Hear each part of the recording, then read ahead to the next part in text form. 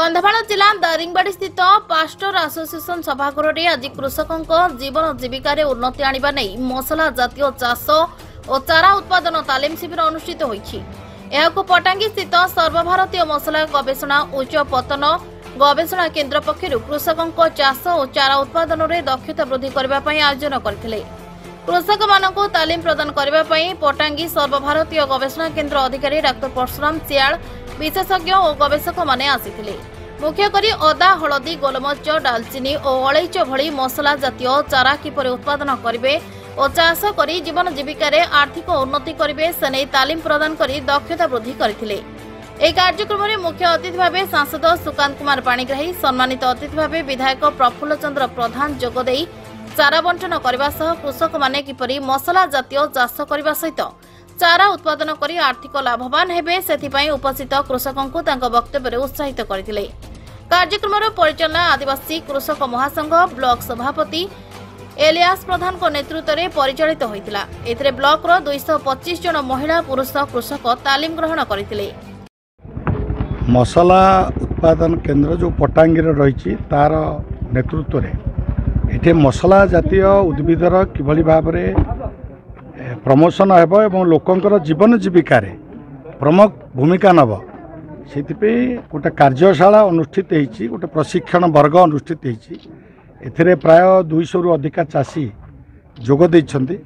ए अंचल रे किभली भाव अदा हलदी गुजराती लवंग अलैच ये सबू कथा ये गोलमरीच ये सबू जो मसला जातीय जिते सबू आमे घरे खाऊचे से द्रव्य पे ये अंचल अत्यंत जलवायु अत्यंत अनुकूल और माटी भी बहुत अनुकूल।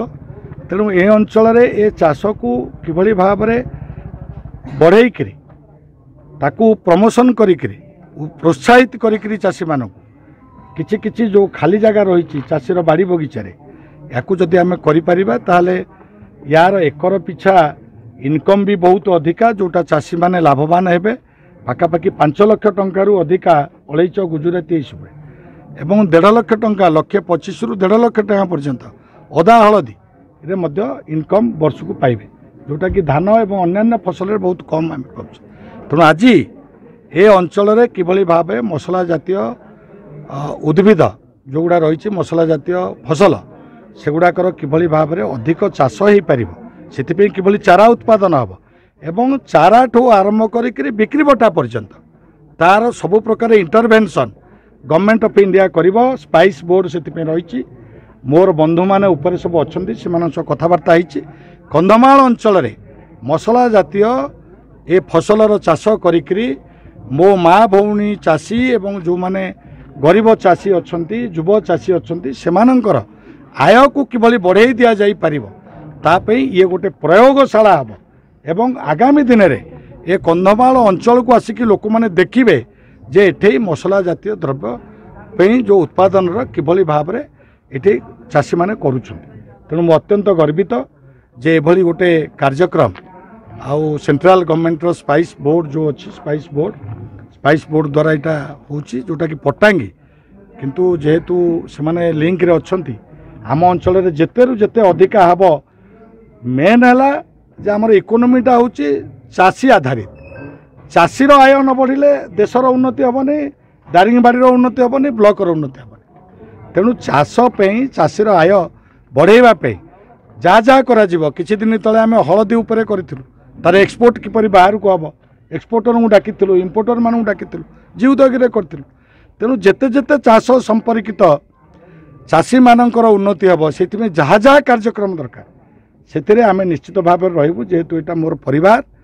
तेणु निश्चित भाव में मुझे रहीकि उत्साहित करी मत डाकी सबू उद्योक्ता मानक धन्यवाद दूसरी और चाषी भाई मानक निवेदन करुच्चे चाष को आम समस्ते मिलमिशिक आगू को बढ़े। बर्तमान पटांगी स्थित मसला गवेषणा केन्द्र में भारप्राप्त अधिकारी अच्छे सहित आम सिमिलीगुड़ा स्थित आंचलिक कृषि गवेषणा वैषयिक ज्ञान प्रसारण केन्द्र तरफ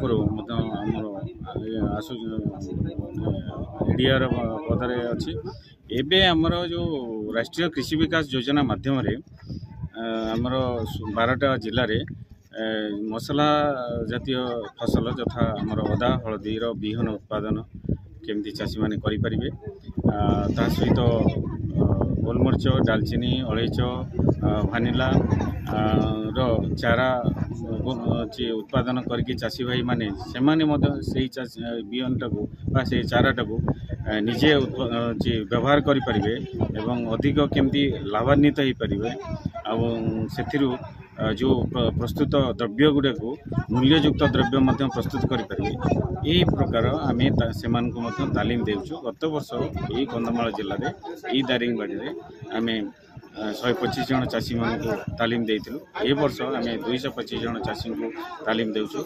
ता सहित गत वर्ष आम गोटे हलदीर सीझा जंत्र देइथिलु। ए वर्ष 4टी हलदीर सीझा जंत्र दियाजिवो। ता सहित गोलमरीच छड़ाइवाई जंत्र 3टी ରୁ 4टी चाषी मान को जोगाई दियाजिवो। एबे आम चाषी मान माध्यम अदा हलदी बिहन उत्पादन करुचु। ता सहित गोलमरीचर चारा उत्पादन कराउछि। आगामी वर्ष रे आम डालचीनी अलैच ता सहित भानिलार चारा केमती प्रस्तुत करी चाषी भाई माने उपकृत हेबे सेथि प्रति आम ध्यान देबु। आज कृषक मानकर गोटे तालीम शिविर अनुष्ठित होता है। मुख्यतः मसला जातीय चाष करने ओयूटी कोरापुट ओयूटी संबलपुर ओयूटी भुवनेश्वर साइंटिस्ट मैंने आसिक आमको तालीम प्रदान करते। आग को यही चाष को बहुल भाव में चाष करी चाषी मैंने जमी तार द्विगुणित आय पाइबे एवं से माने उपकृत हेबे एवं से माने गरीब से माने स्वावलंबी है निज गोड़ निज छिड़ा हेबे से तालीम प्रदान कर सार मान बहुत धन्यवाद देउछु। आम आशा करुचु चाषी मैंने यही मसला जातीय गोलमरीच अलैच गुजराती चाष करी निश्चित भाव से माने लाभवान हेबे। एणु करिक आम सरकार को एवं आसीथिबा साइंटिस्ट मानक आम चाषी तरफ आम बहुत बहुत धन्यवाद देउछु। कंधमालरू लक्ष्मीकांत राजगुरुंको सह सत्यनारायण पंडा रिपोर्ट चेतना मीडिया।